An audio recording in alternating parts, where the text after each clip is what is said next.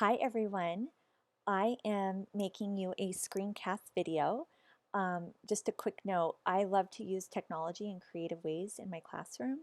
And one advantage of a screencast is I'm going to share the directions and guidelines to the video reflection.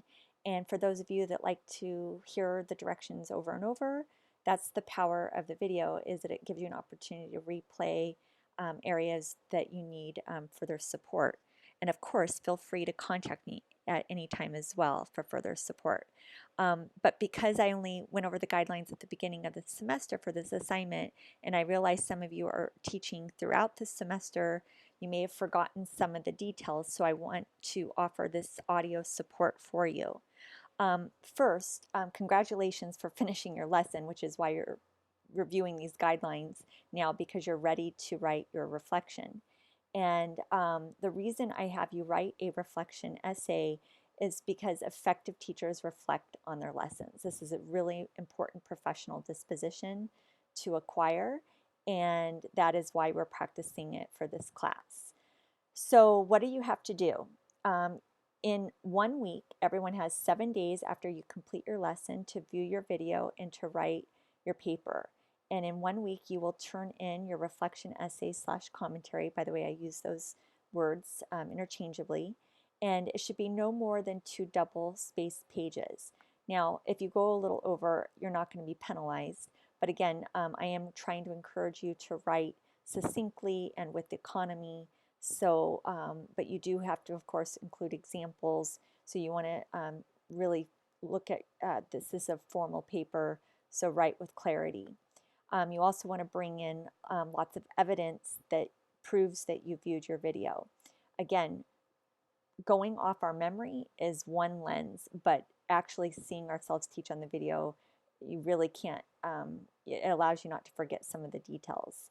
So what do you do next? So you need to view your video, and as you're viewing your video, I suggest you take some notes to keep organized.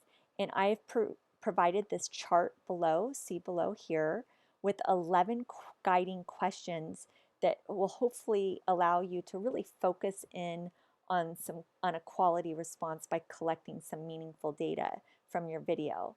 So go through these questions.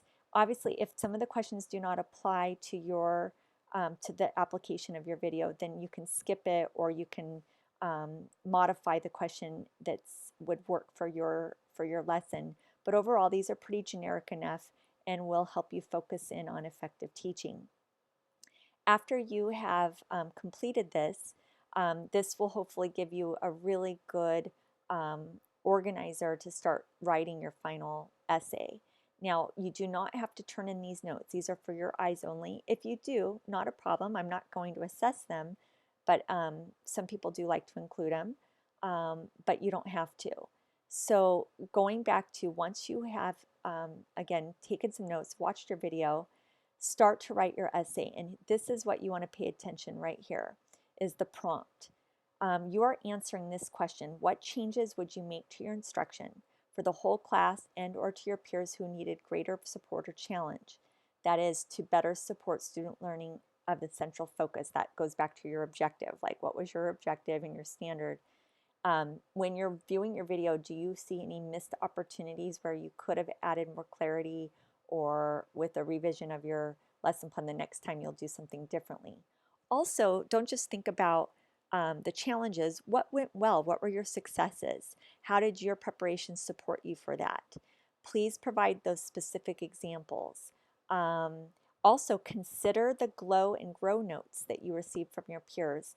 That might also provide additional evidence as you're watching the video to see what they might mean when they gave you that support.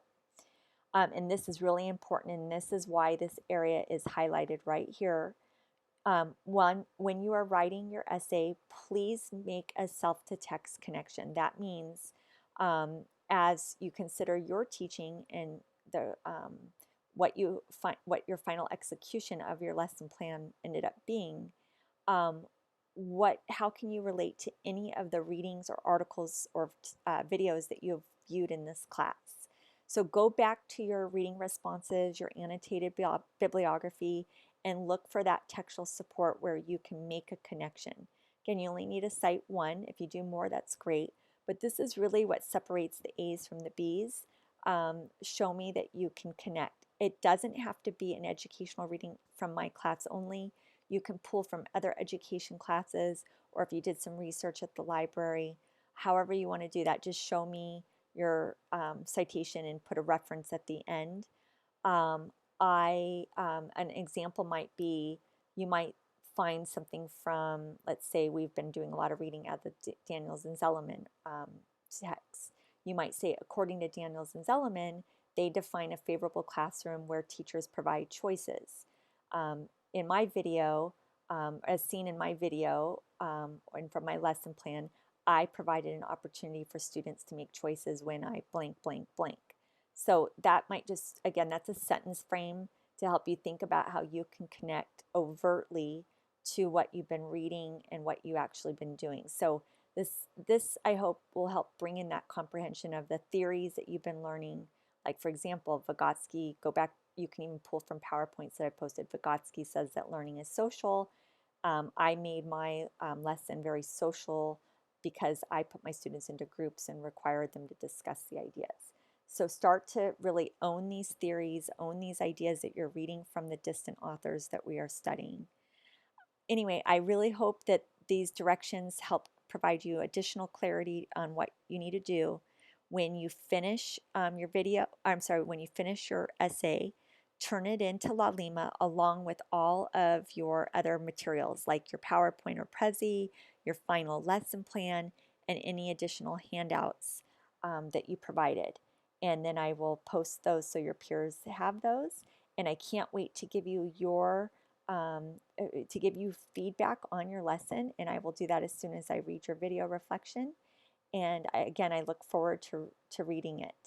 Thank you again. Bye.